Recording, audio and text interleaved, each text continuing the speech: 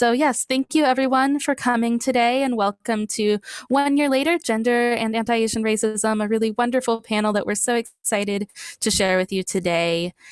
And our program today is brought to you by JANM's National Center for the Preservation of Democracy.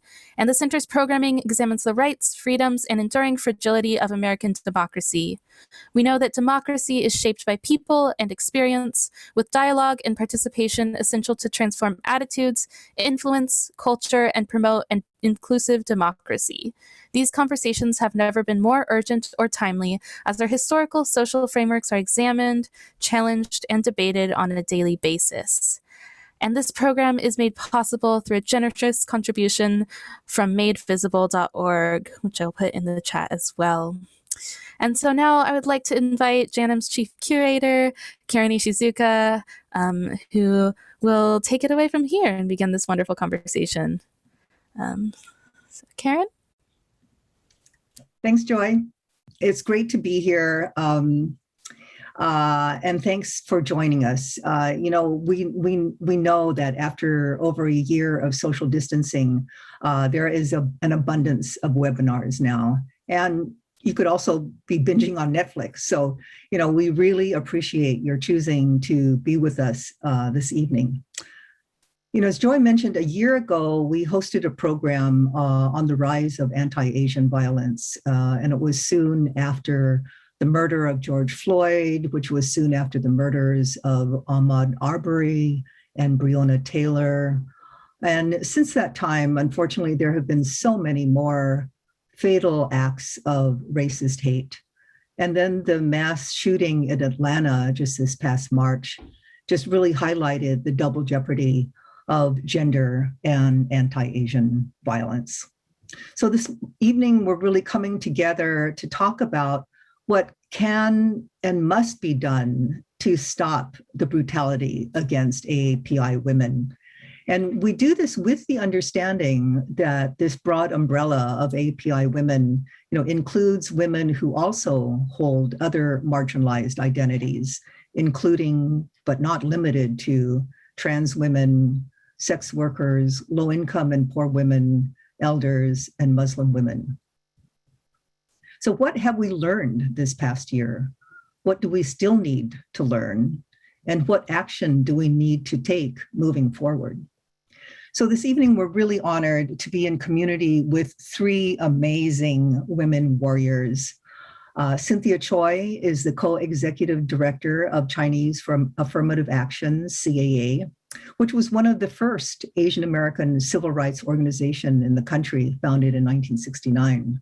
I remember CAA throughout the 70s and 80s, their work with Supreme Court case Lau versus Nichols in 74, and also being a model and nurturing organizations for so many other API community-based institutions. Cynthia herself has had over 20 years of nonprofit leadership experience, leading campaigns on immigrant rights, violence prevention, and so much more.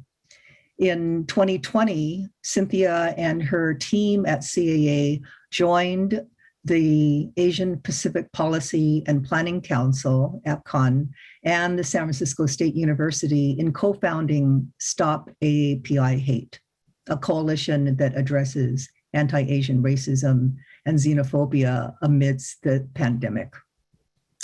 And speaking of women, she is the daughter of Korean immigrants and the mother of three daughters of her own. Elena Shih, she is professor of American and Ethnic Studies at Brown University. She is a sociologist who studies human trafficking and sex work and wrote an important op-ed for the New York Times after the Atlanta murders of 6 Asian American women working in massage spas on how policing and criminalization of sex work hurts massage workers even when they aren't sex workers. She's the author of the upcoming Manufacturing Freedom, Trafficking, Rescue, Rehabilitation, and the Slave-Free Good, a global ethnography of the movement to combat human trafficking in China, Thailand, and the United States. and she's on the board of PRISM, the Providence Youth Student Movement, and also appointed to the Rhode Island State Advisory Committee to the U.S. Commission on Civil Rights. Azadeh Shahshahani is a legal and advocacy director at Project South in Atlanta, Georgia. Founded in 1986, their work is rooted in the legacy of the Southern Freedom Movement and organized around three strategic directions. One is neighborhood organizing to grow community power, movement organizing to grow regional power, and movement support to grow grassroots leadership. Azadeh has worked for a number of years in the US South to protect and defend immigrants and Muslim, Middle Eastern, and South Asian communities. She was previously the president of the National Lawyers Guild and also worked for the ACLU. And she has also had extensive experience working for human rights internationally, including Venezuela, Honduras, Mexico, the Philippines, Brazil, Tunisia, Egypt, and Palestine. So we're going to jump right in, and I'm going to start with Cynthia. Cynthia, can you talk about the formation of Stop AAPI Hate and how it has adapted over the year? And specifically, can you share about the new report just released by AAPI Hate titled The Rising Tide of Violence and Discrimination Against Asian American and Pacific Islander Women and Girls? Now, in this report, it states that AAPI women and girls report these hate incidents 2.2 times as often as API men, and API non-binary people have also reported experiencing heightened incidents of hate. So what was the drive behind creating that specific report, and what stood out to you most about it? Well, first, let me just say thank you so much, Karen, for the kind introduction and for convening this conversation that I was so looking forward to being in, and for the opportunity to talk about our work. Just a little bit about CAA. We are a community-based civil rights organization based in San Francisco, and we work up and down the state, but we work on issues of national significance, such as immigrant rights and advancing racial justice, through models of work that we do in coalition with other communities, in particular immigrant communities. So we started Stop API Hate really because we started to see very early on in the pandemic that COVID was being racialized, and because of historic precedents. So we know that in times of crises, whether it's in economic or public health or in wartime, our communities become vulnerable targets. And so we started Stop API Hate with our partners. And just so everyone knows that we initially had asked state agencies to ask them to monitor, to ask them if they were tracking. They said this was not their role. And so we do what a lot of community-based organizations do. We do it ourselves. And so we started the reporting center on March 19th of last year. And over a year period, we have to date 6,600 incidents of hate towards our community. And it's coming from all over the country. So we know it's widespread and systemic. We also know that there are places in the country where we're receiving the highest number of reports, including California, followed by New York, Washington State, Texas, and Illinois. And one thing that I want us to also know is that, the type of discrimination and hate that our communities are encountering are not new, but it certainly is at a level that I haven't seen in my lifetime. And it certainly is really important to note that a majority of the incidents that we're seeing are upwards of 90% are not actually hate crimes. And so I want people to remember that in terms of how do we respond during this period of hate that is really driven and rooted in white supremacy. And it's rooted in this notion that we have conditional status in this country, and in fact defines our experience. One of the factors that I think is really important to note is that we indicated that over 65% of our respondents were women. And as somebody who comes out of the work of addressing gender-based violence, I was really curious as to what was happening to women. And so what we saw when we examined the descriptions of what people said was happening to them or what was said to them, we saw that COVID was being weaponized to you say racist things, to verbally harass, but also sexual harassment. So we know that for women and women of color, this isn't something surprising because we are more vulnerable to street harassment, which is where we saw the highest number of incidents, as well as while we were going about our daily business, going to the grocery store, pharmacies, et cetera. That's where we were verbally harassed, and in some cases physically. And this is something that we have to contend with.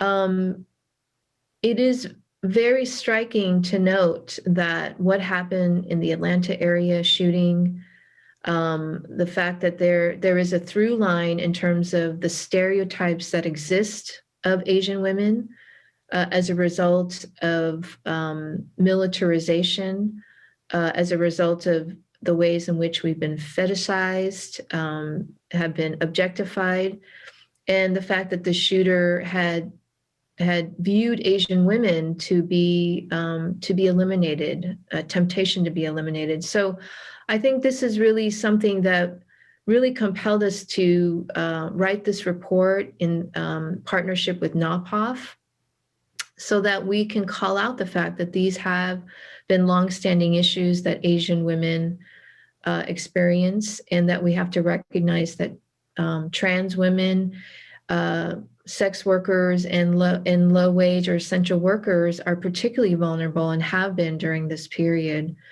And so I think what we wanted to do with that report is to say this isn't something new. This is something that we have to address societally. And one of the efforts that we really are promoting is the notion that we have to address immediate safety needs of those who are particularly vulnerable, as well as mental health resources, and centering this work around education, including, addressing sexism and patriarchy and racialized and sexualized violence in our country. Thank you. Those were really good points. I think your reminder that COVID has been racialized, is something really important for people to understand, but also that it is within the context of a long history of anti-Asian hate as well. I'm going to go to Elena. The focus for this program became even more clear, after the March 16th shooting in Atlanta, Georgia. And then your recent op-ed the op-ed for the New York Times that was published shortly after that, you write, quote, "The shootings of Asian massage workers in Georgia this month have been framed as part of the surge of anti-Asian violence during the COVID-19 pandemic. But they're also part of a longstanding problem, the violence against and the surveillance of migrant massage workers. These women are vulnerable because of their race, their gender, their immigration status, and for the type of work they do." So can you talk more about these systemic issues that paved the way for something like the violence on March 16th? Yes, thank you so much, Joy and Karen, for your work putting this panel together and for the kind invitation. And it's a real honor to be in dialogue with Azadeh and Cynthia. I really admire your work. And I think what I have to say is a great follow-up to Cynthia's comments. And I think in addition to thinking about how systems of white supremacist violence directed at Asian women, like those that we saw in the Atlantic murders, I think it's really, really important to also consider sort of a benevolent counterpart, and that of white saviorhood. So my particular research looks at the devastating impact that the anti-trafficking movement has had on communities of color, migrant workers, sex worker rights in the past 2 decades of its founding. And the anti-trafficking movement in the United States has really allowed rescue organizations to speak for the victimization of Asian migrant communities and women, often amassing, millions of dollars in funding that actually perpetuates the surveillance and policing of our communities.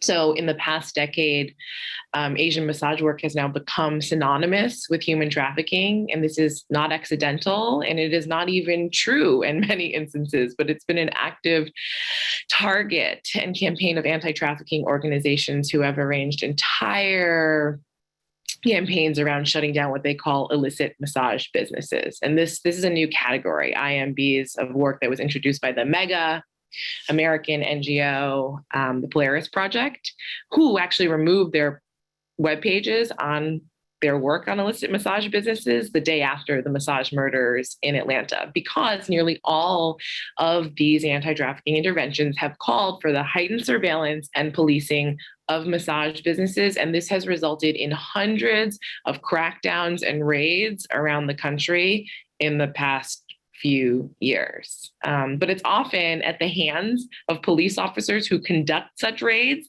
that migrant Asian massage workers suffer the most harm. So while these anti-trafficking raids claim to save and protect trafficked women from violence and abuse, their effect has actually been to bring additional violence, surveillance, and exploitation to these places of work. So in Rhode Island, where I live, in 2016, our then Governor Gina Raimondo actually signed into a brand new law. And it was a very boring municipal ordinance that established a brand new category of what they called body work, which would require an entirely different license from that of a massage therapist. And this law has now allowed cities and towns in Rhode Island to regulate the operation of almost exclusively Asian massage businesses, and includes really, really racist, xenophobic requirements like, mandatory high school diploma earned in the United States, mandatory English language facility, things like this.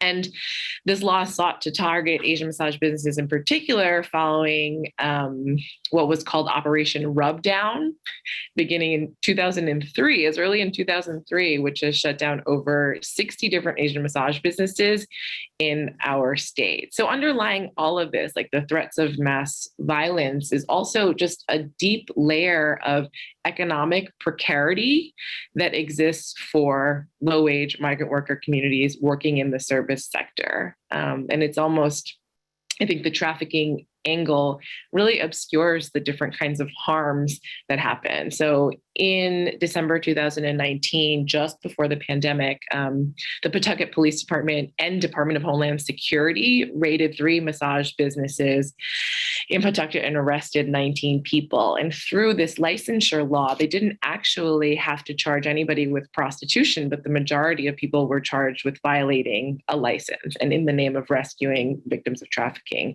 But after their arrest, they found that none of the workers were willing to cooperate with law enforcement in these anti-trafficking proceedings, because they just, it could range from reasons that, which are often spewed by the media, that they are still coerced and trafficked and unwilling to speak out. But it could also be that they don't consider themselves to be trafficked, and they consider themselves to be heavily policed. But this increased focus on policing means that we don't really know, because policing is the only way that we seek to rescue them. So after the arrest, the workers' charges were dropped, and only the business owners were indicted. And 2 weeks ago, a recent ruling on the case mandated that the owner of the 3 spas forfeit $650,000 in cash proceeds and assets from the massage businesses. And these proceeds are going to be divided between the Pawtucket Police Department and Rhode Island Attorney General's office in an 80-20 split. So these interventions are actually taking money out of Asian communities, Asian businesses, and really just amount to the racialized policing of poverty. And they have really, really devastating consequences on Asian workers and businesses. This is exactly what happened in 2019 during the notorious Palm Beach raid, because it featured New England Patriots owner Robert Kraft. So during the raid on an Asian massage business there, workers were actually the justification for the sneak and peek warrant occurred because the public health investigator in the case said that she had been trained in how to identify victims of human trafficking, and that on site, many of these signs of trafficking existed. So she said it seemed that there were people living on site, there were suitcases, there was food in refrigerators. And these are all strategies that low-wage working people often use to eke out a living. And what's been particularly damning it after the pandemic was that a migrant worker support group named Butterfly in Toronto found that a Chinese worker was cited 5 times for living at her massage business, even after police learned that the reason she was living there was to social distance from her family who were COVID-19 positive. So all the different ways that the law seeks to police the way low-wage working class women in particular are living and working is somehow ignored in the favor of rescuing them. And again, in the case of Palm Beach, as was in the case of Pawtucket over and over again, when the case concluded, not a single case of trafficking was present, but in the result of the raid was that several of the low-wage migrant workers were turned over to ICE custody and then deported. Others had thousands of dollars seized from their bank accounts. And then those who are citizens and who are just jailed and then released are released to find their businesses shut down and facing a really, really bleak economic prospects, only driving them into further vulnerable forms of work. Yeah, that's just, kind of heartbreaking because, I think that you're bringing up the criminalization by the very people that we're taught to go to for protection. So, that really puts a bind, a catch-22. And, this is something that I think that needs to be, really better understood before we can even tackle that. I think it's just not that well understood. Thank you. I'm going to go on to Azadeh. Project South addresses issues of social justice broadly, but, we're wondering if you could talk more about your work addressing Islamophobia and fighting surveillance, discrimination, and abuse against Muslim, Middle Eastern, and South Asian communities. How has this work been shaped by the conditions of this last year? Thank you very much. I want to thank Karen and Joy for organizing, and thank you also to my co-panelists, Elena and Cynthia, for your powerful contributions and also for your work for a long time. Big fan of you all. So I actually wanted to talk a little bit about the Black radical traditions of the U.S. South that Project South is rooted in. And just, some of the principles that shape our work. So one of them is we have the traditions to look up to and legacy of success because of organizing and grassroots movements. And so, in the midst of the really, horrible, difficult time in the past year, we knew that we always had the elders to look up to, and, if they were able to counter surveillance in the form of COINTELPRO, we have some lessons to learn from that. So there was actually a webinar that Project South organized where various Black elders who have been doing work in the US South for a long time were speaking about their experiences countering state surveillance and COINTELPRO. And, that experience and that legacy is really important for especially Muslim, Middle Eastern, and South Asian communities in the U.S. South, where, there's not as much infrastructure to know that, people before us were able to put up a fight. And so we actually, through outreach to Muslim communities in the U.S. South for the past couple of years, we recently put out a report called "The Spying on the Margins: The History, Law, and Practice of U.S. Surveillance Against Muslim, Black, and Immigrant Communities and Contemporary Strategies of Resistance," which I'm happy to send to anyone who would like to take a look at it, kind of showing how the U.S. government for many decades has been, closely surveilling Black communities and really anybody engaging in any type of dissent. And, more recently, obviously, Muslim communities, but then at the same time, also how communities are fighting back and resisting. So in instances where the mosque leadership, for reasons of fear, etc., invited the FBI into the mosque spaces, we have had instances of folks actually getting up and leaving rather than, consenting to having the FBI present in the mosque. Going back to the Black radical traditions, another principle is people relying on internal resources as opposed to external factors, and the knowledge that nobody's going to come save you. We're not going to wait for this savior. And so a couple of years ago, Project South and our sister organization established the Mutual Aid Liberation Center, which is where basically our building is, and our building is in South Atlanta.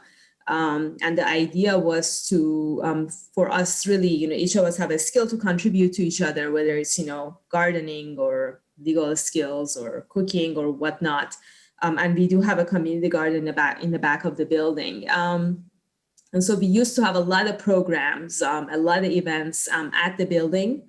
Of course, after the pandemic, a lot of that had to stop, but Project South and partner organizations initiated the COVID test program that was, available to the neighborhood, and also, rather than folks coming to the building, Project South staff put together food and other packages that we were able to deliver to various neighbors in the South Atlanta neighborhood.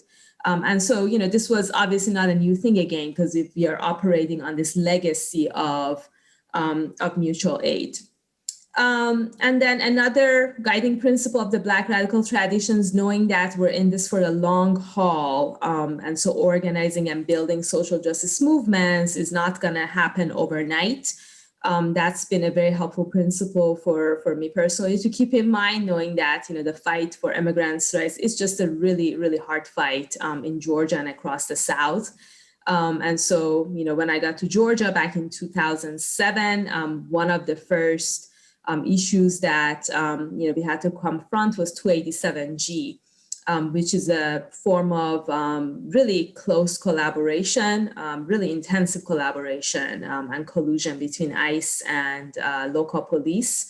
And that had just taken off in Georgia. And I remember the head of the Georgia Latino Alliance for Human Rights telling us that, our community members are basically disappearing into these jails operated by these sheriffs. And, sheriffs were running on an anti-immigrant and xenophobic platform. And so, we were organizing, holding forums, documenting what 287G was doing to the communities, really the atmosphere of terror, going to these county commissioners, testifying, meeting with the commissioners individually, just doing everything in our power to try to put a stop to 287G. And it just felt like, we're banging our head against the wall with nothing happening. But, this past fall, we were able to get rid of the anti-immigrant sheriffs through elections. It took 13, 14 years, but it finally happened, which, again, shows that this is, that this struggle is long. But, at the end of the day, if you're in it and you're working as part of a movement, you are able to achieve success. just another principle of the Black radical traditions is always centering the voices of directly impacted people, which was our experience in shutting down the Atlanta City Detention Center, or at least convincing the mayor of the city of Atlanta to stop detaining immigrants there. And that happened because, through an advisory council that I was a part of, and was originally stacked with lawyers and business people and no directly impacted people, we were able to get directly impacted folks, families of detained people, formerly detained people, calling from all over the world, are their voices, into those meetings, so that the members of the commission basically had no choice but to vote for the city of Atlanta to stop colluding with ICE. But we know that that was only the first step. And we're part of a coalition led by directly impacted people, formerly incarcerated Black and trans women, and we're all trying to shut down the Atlanta City Detention Center altogether so that, instead of having a jail in Atlanta, we can have a community center. And then lastly, one of the principles of the Black radical traditions of the US South is also the internationalist tradition and joint struggle between our movements in the Global South and the US South. And so currently we're engaged in a campaign to try to stop police in Atlanta from going to Israel to receive training in the most repressive tactics possible, as we all have seen and witnessed, I'm sure, how, the state of Israel, which is an apartheid state, it is, engaging in the most repressive tactics against Palestinians. And so those same tactics are being taught to police in Atlanta and really all over the country. There are at least 3 localities, including the city of Durham, North Carolina, that have had success in terms of ending a similar program. And so we in Atlanta are trying to do the same, given that obviously there have been police violence against Black and brown communities in Atlanta, including the murder of Rayshard Brooks, which happened in South Atlanta, which is, right where the Project South office is. So that's an ongoing campaign. And it's, really inspiring to be part of the larger movements for social justice.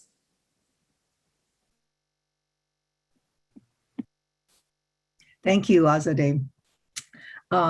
It was really terrific to hear you talk about the Black radical traditions. As sort of an activist from the 70s and 80s myself, I think that you see so often younger organizations and movements trying to reinvent the wheel, so to speak. And, when you're talking about these, principles that are just so continued through the years, that it's a long haul, that it's not a quick fix, centering, the voices of those who are directly impacted. I think it really talks to the continuity of social justice work that needs to go on and will continue to go. So I really appreciate that, very, very much. I think I'm going to just open it up to all of you at this point. A year ago, that we asked the panelists about their own hopes for the future, looking beyond the current waves of violence. So, I'd like to posit this question again to you all, along with the questions that we asked to frame the program. What have we learned over the last year about our responses to violence and how we seek justice and safety? What work is there still to do? So I'm just going to, open it up and, please, feel free to jump in and let's try to have a conversation virtually, as we have all been doing throughout this year.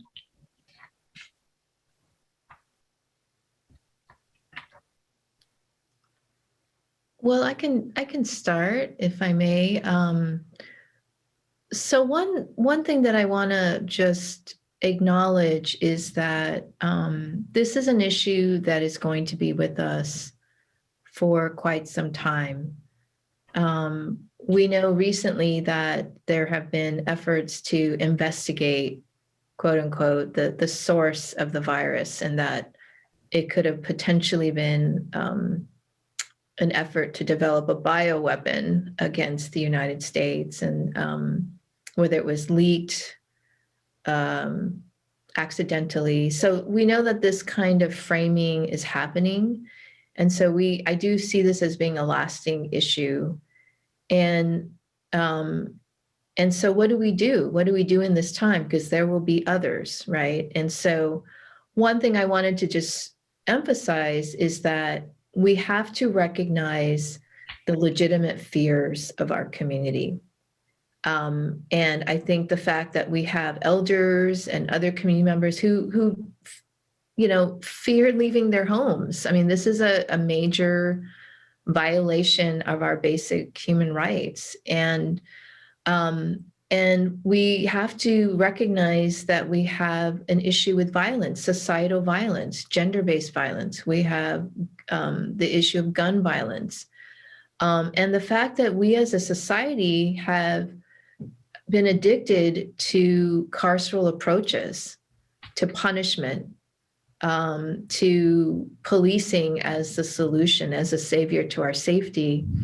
And so when we think about this racial reckoning, to me, as difficult as this has been, my hope is that out of crisis, that we have the ability to reimagine, and I know that word is used a lot, but I think if this past year is not a reminder of our interdependence and the fact that we are actually dealing with systemic inequality and racism, that we really have to go to the source of violence and racial bias. And that exists between our communities. I don't want to sugarcoat that. We are all products of social conditioning to see each other as the enemy and the source of our societal ills.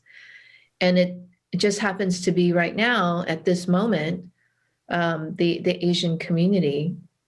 One of the things that I am very, very hopeful about is that, we are part of a movement, and our movement is having courageous conversations amongst each other about the fact that we are catalyzed and coming together in this moment, but we have differences. Interpersonal violence, institutional violence shows up in different ways in our community. What Southeast Asians are experiencing with regard to the prison pipeline to deportation, what South Asians and our AMEMSA siblings are experiencing as a result of the Islamophobia and the painting of people from the AMEMSA community as terrorists. These are all part of the same system. And the conversations we're having right now is about the attention that some parts of our community receive, and that with that flows dollars and resources. And so this is a moment in our movement where we are looking to each other, challenging each other, but in ways in which I think we're going to come out of this period really getting at the drivers of violence, of crime, of racial bias. And we know that a lot of it has to do, the source of it is white supremacy, and it's also designed to pit us against each other. And so we're rejecting that. We're condemning that. We're condemning at this moment that some parts of our community are suggesting that it's only Black people who are attacking us. And this is what I do every day, is I am trying to shatter that myth that it is not just Black people who are attacking us. This is a systemic issue, and there's no one profile, which means that we have to have a holistic approach. We are not going to police our way out of this. Hate crimes legislation enforcement is not going to be our savior either. And so we're looking at more holistic approaches around victims and survivors getting the support that they need, that we address immediate safety issues, but we also invest in our communities to make our communities whole and healthy, and that we have the ability to define what safety looks like for us. And if having police on every street corner is what we define as safety, then we have a problem. And so this is the work that I'm so invigorated about, because we're finally having this conversation in ways that I think are leading to real change, community reconciliation, healing, dealing with racial trauma. And this is what really inspires me and gets me up every morning. Before we go on to other people or have other people, Azadeh and Elena respond, we had Cynthia a question from the audience, that if you could explain the term conditional status that you mentioned.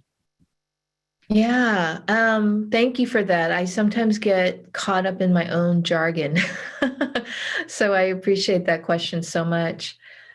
When I say conditional status, I am thinking about the fact that so often I hear the term, this is not who we are as Americans and as in America. And what I'd like to point out is that as a community, this has actually defined our experience, that at times we were welcomed as cheap labor. We were upheld as a model minority. And at other times we are seen as the enemy, the threat, the yellow peril. And we've seen this time and time again with the Japanese internment, with the attacks against members of the AMEMSA community leading up to and today. And so the conditional status is really a way to talk about, the times that we are, quote unquote, in favor and acceptable and to be tolerated, and other times painted as the existential threat and enemy. And this has been a period a growing period, in where we are out of favor at this time, and the enemy and the threat. Yeah, thank you. That's really good to point out. Azadeh, Elena? Yes, thanks for the question about hope and inspiration. I agree with everything that Cynthia has said, and I'm incredibly inspired by the different kinds of cross-racial, pan-ethnic solidarity building that Project South has been doing. I think some of your comments reminded me of a really important mantra. It's been like a gift from the National Network Coordinator of the Southeast Asian Freedom Network, Sarat Song. Karen, we were talking about him before the webinar started. He always reminds us that we have to understand calls for Stop AAPI Hate within calls to end state-sanctioned violence. So that if so much of our community is really activated right now because they're angry about these individual acts of interpersonal violence that they see as like hate crimes or racist attacks, how do we use that and draw people into the larger conversations and the movement work that has been happening against different forms of state-sanctioned violence? And I think that there is a real opportunity there, but still a lot of work to move from the individual acts to those systems. I also don't necessarily think that legislative change is going to help us, but was really, really surprised and heartened by this New York District Attorney announcement last month. The Manhattan DA's office announced that it would no longer prosecute prostitution cases and actually close 914 open cases involving prostitution, but also included in that unlicensed massage. And I think the inclusion of unlicensed massage within this larger effort to decriminalize sex work was really surprising, but an admission on their part of how they had been using the category of licensed massage to police different kinds of Asian body work. And I think that something that inspires me the most is still worker organizing. Just yesterday was at an incredible protest launched by home care workers in New York City, who are fighting for owed back paid wages and the end to a 24-hour working day. So particularly arduous conditions for home care workers during the pandemic and outside of it. And really, really incredible to still see like workers coming together in face masks, on the streets day in and day out. And I think whenever we get so wrapped up in a raid and rescue approach and people don't know what to do about trafficking and don't know where to intervene, I think the lessons are so clearly there that when workers can organize and demand better changes in their workplaces and beyond, they're already doing that. And that's the work that we can continue to support. So encourage everybody to check out the Ain't I a Woman campaign and support some of the work happening there. And I'll put that into the chat. Yeah, thank you.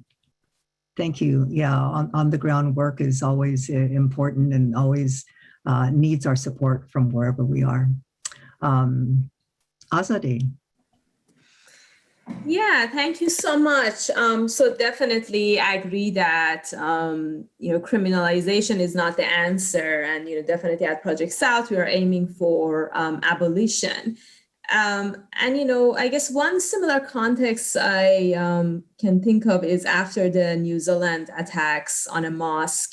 Some folks in the Muslim community were asking for police to be stationed outside of every mosque, which of course, is, I think, a terrible idea. I mean, you're inviting the same people who are surveilling us and, the whole police system and criminalization system into the mosque, into our safest spaces.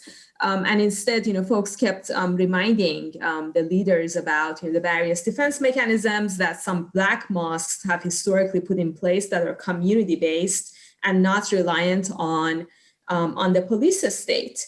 We had to counter violence actually in the fall of, or the threat of violence in the fall of 2019, where we were organizing a forum on 287G, which as I mentioned is a really intense form of police collusion with ICE in Gwinnett County, one of the counties that we've since been able to get rid of the 287G program at.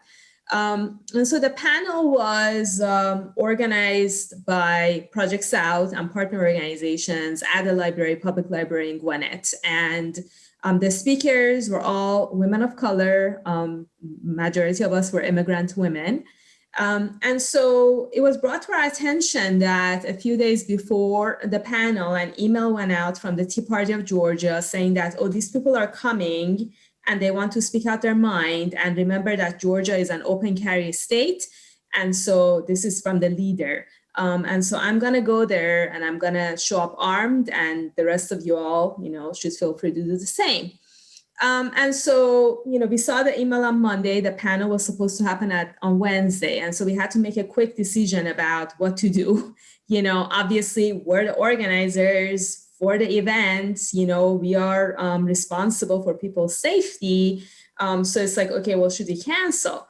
But then what kept going through my mind is that, okay, if we take this bait and cancel this event, then that means that we cannot ever have another event, because every time we want to have an event about something, related to immigrants' rights or, Muslim communities or racial justice or whatnot, one of the white supremacist groups is going to say, yeah, we're going to show up armed. And so that means that they won in their aim to suppress our freedom of speech and suppress our movements. So the alternative was for us to do what we do best, which is to organize.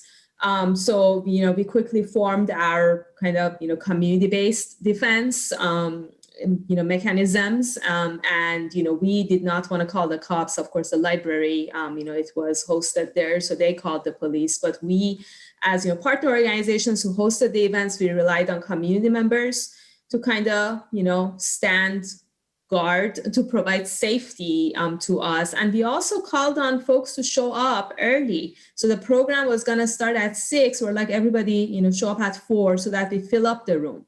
And, everybody were white, so we know, who everyone is in terms of supporters, etc. And so I have to say the Tea Party people did show up. 5 of them were in fact armed, but I, as a speaker and, as an immigrant woman, I was feeling safe knowing that, my community is here. And I was feeling proud that we did not cave into these, threats from the white supremacists, and we had the program and we said what we had to say. And ultimately, we won the victory in terms of ending 287G. What gives me hope is the movement, knowing that we're part of this legacy, and that, we recently had a huge victory in terms of shutting down the Irving County Detention Center, where immigrant women, Black and brown immigrant women, were subjected to medical abuse for a long time. And this was a grassroots movement victory. There's no doubt about it. There was, organizing happening around shutting down this detention center for 10 years. And I have to tell you, when we first put out the complaint in September, there were voices, mainly from, mainstream media, mainly from, white men, reporters who doubted the claims in the complaint, who were, voices of Black and brown women saying that this is what happened to us, right? But, we persisted because we knew that we were telling the truth. The complaint was based on the voices of people and women who had directly experienced the violence, and that opened the door to additional women from around the world to come forward and talk about what had happened to them. And so in December, we filed a class action lawsuit where more than 40 women submitted sworn testimony in court about what had happened to them and the violence that they had suffered at this detention center.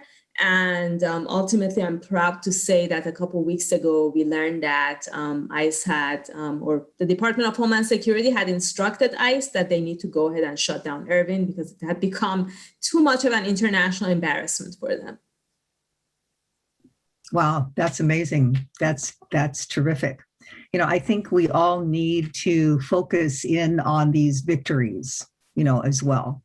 That what we do does matter, even though sometimes we think that it doesn't, it actually does. And I think that, that lesson, I think goes beyond just the women. It was empowering for those women to understand that they had that power. But I think that, for other women and girls too, to learn from that it's an empowering moment for us all. And I think that, those are really, we really need to hold fast to those kinds of victories. Okay. Are there any other comments that people want to consider? I think, I'd like, Elena, you had mentioned the Red Canary song, and can you talk more about what that is and what you're doing with Red Canary song? Yeah, absolutely. Red Canary Song is a grassroots coalition of sex workers, migrant workers, and allies working to support Asian massage workers in Flushing, Queens. We were formed in 2018 after the tragic death of Song Yang, a Chinese migrant worker working in Flushing, who was chased out of the 4th floor window of the place where she worked to her death during a police raid. So we learned after, speaking with coworkers and family that Song Yang had 2 prior arrests and was possibly facing deportation. And so this was part of the different kinds of vulnerabilities that caused her death. So in our work, we really organize along a sex work is work framework, which means that we don't really need to distinguish within massage workers who is doing massage work, who is doing sex work, because I think it's not really a productive distinction to draw out the exact moment when something is a legitimate massage or when it is considered illegal sex work. So by advocating from a sex work is work perspective.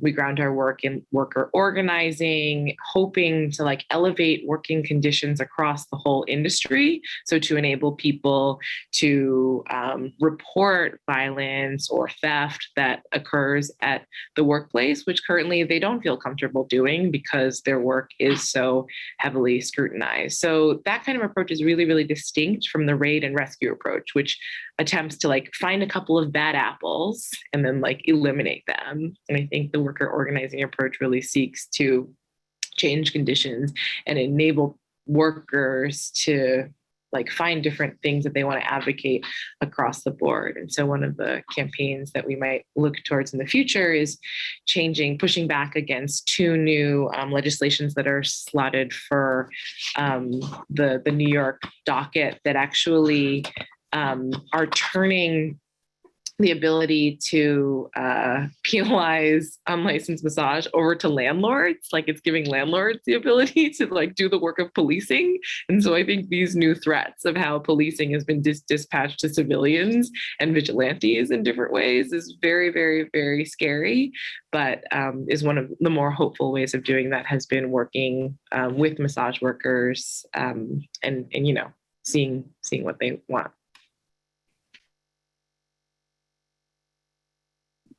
Yeah, thank you.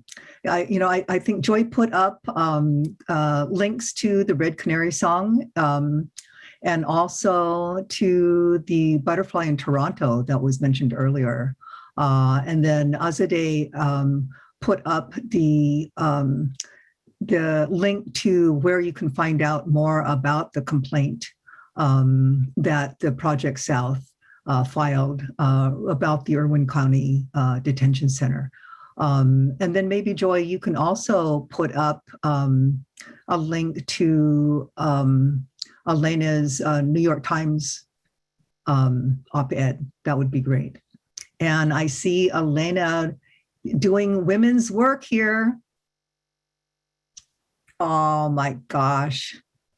Look at that hair. This is baby River. She's 4 months. Oh my gosh.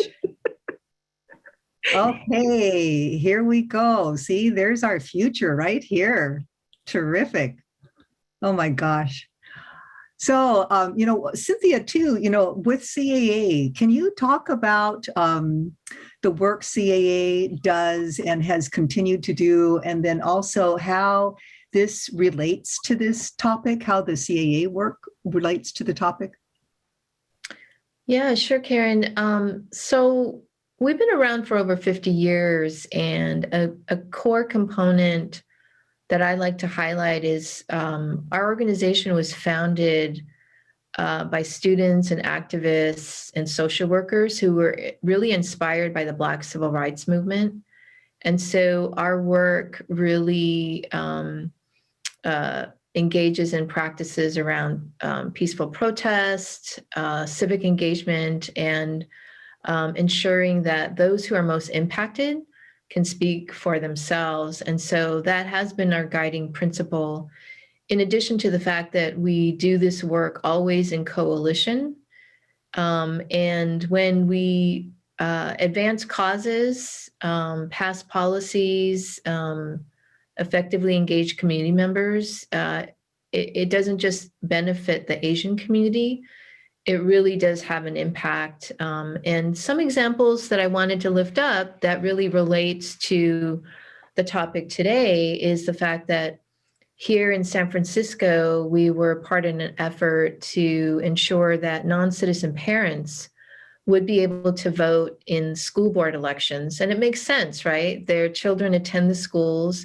They should have a say in the elected officials who will make decisions that will impact the quality and their experience of their children in the public school system. And so this is something that, took 15 years to pass, but it's become a model, I think, for other states. I know that other states have done this as well. And so this is the kind of work that we have always done, which is expanding opportunities, expanding civil rights, expanding people to be able to be a part of realizing this multiracial democracy. The one issue that I wanted to raise is that I know that more recently we've gotten attention for our Stop API Hate work, but the reality is we've been working very locally on addressing incidents of violence and addressing racial tensions between the Asian and the Black community. And it really does point to how violence happens in our communities, which is that it's primarily in low income working class communities.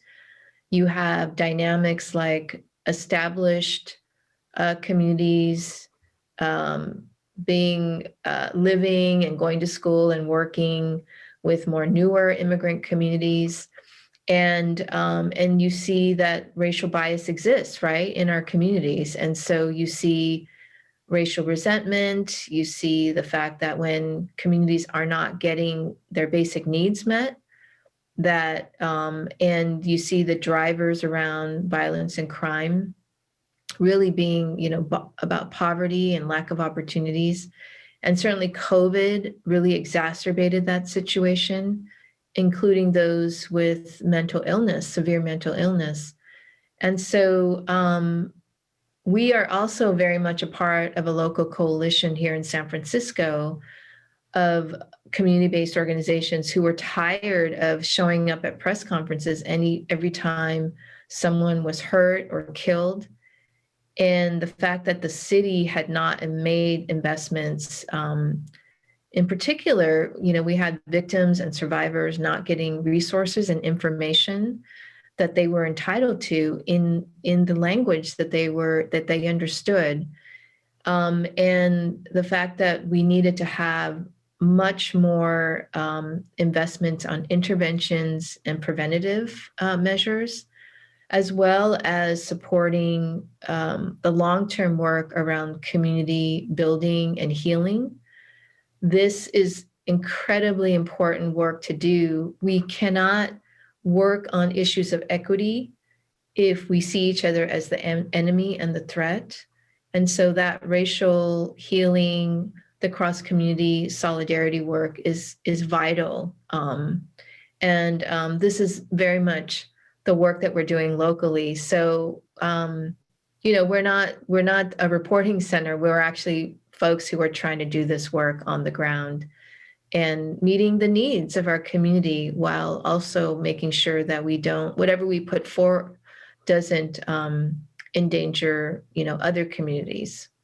And not to mention the fact that, policing hurts us as well. We have 2 active campaigns, Angelo Quinto and Christian Hall, 2 young Asian men who were having mental health crises and whose family members had called the police. And instead of getting them the help that they really desperately needed, they were killed. And in fact, Angelo Quinto, we learning from the case that he also had a knee on his neck while he was being restrained and died several days later. So these are all things that we've been a part of: police accountability, pushing for meaningful change. And I think this is a moment where we can actually push for radical change that our communities deserve.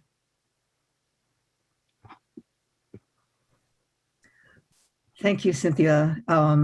That's just, it kind of takes your breath away when you realize, how much is going on that doesn't meet the news. I think that there's so much work. And I think too, just the emphasis I think that everyone has given tonight was, that, we need this cross-racial solidarity. That, we're not any one group is going to do it alone. I was part of a coalition, the May 19th project that Jeff Cheng and Renee Tajima Pena had envisioned of doing a lot of solidarity work within the Asian Pacific Heritage Month. And I think that that's something that, all of you have talked about. And I think that that can't be more emphasized. I think that, we are all in this together. None of us live in silos. What we do affects other people for good and bad. So I think that, we are, interdependent, whether we like it or not, we definitely are. And I think that, we have a lot of work to do both within our communities and without to get that message across. So let's see, Joy, are there any other questions? Let me ask the panelists, are there just some last remarks that you'd like to make? I think that you've all made so many things that we need to pay attention to. And, I'm glad that this is going to be recorded, and that we all can take a listen to it again, because there was so much that you all provided. But any last words? I think it's so special that this conversation is being hosted by JANM, really important, cultural arts-based institution. I think that the arts have been so neglected in COVID, during COVID, and they are fundamentally what keep all of us alive, And so I think that too, that as we're thinking about all the important coalitions, the fact that this is being hosted by such a prominent, museum is really, really important, and speaks to the different kinds of solidarities and institutional bridging that need to happen. So thank you. Great, thank you. Thank you so much. I'm happy to follow up with that. Elena, first of all, you have the cutest baby. I'm so distracted right now. Thank you, Elena, for bringing that up, because I do feel as though the role that the museum has played in terms of being a convener around what it means to strengthen our democracy. What will it take to realize its full potential? One of the things that I often talk about is it's not it's an active verb, it's something that we have to work towards every day. And I think it's in these moments that I am reminded that cultural and teaching institutions have such a vital role in ensuring that we keep on the top of our mind the fact that our democracy is so fragile. I mean, look at what's happening across our country, where we have significant portions of our population that are untethered to reality. And we are in an age where disinformation and misinformation it's happening at such an accelerated rate that I'm challenged by how we counter that. And at the same time, because I do believe in leaving on a hopeful note, is that we do have a generation, and I'm speaking of my children who are 22, 20, and 11, who are teaching me a lot about what's happening on TikTok and social media, that they are learning about our history, including solidarity across communities. They are activated and engaged. And I think that, again, I just applaud JANM and you, Karen, specifically for that amazing campaign, because those are the stories that are missing in history. As my good friend Helen Zia would often say, we are MIH. And it's true. And I think that we have to realize too that we're a part of making history as well. The last thing I'll say is that my daughter, during the protests in the wake of the George Floyd murder, joined the protest, and she said to me, this was a time when it was just really unsafe to be in large crowds. She says, "Mom, I can't look at myself and say that I didn't do something, that I didn't speak out. I want to be able to tell my children that what I did and how I responded." And so that gives me hope. That's terrific. That's terrific. Yeah, it reminds me that I got a text on our family text from my 14-year-old granddaughter about the Tulsa massacre.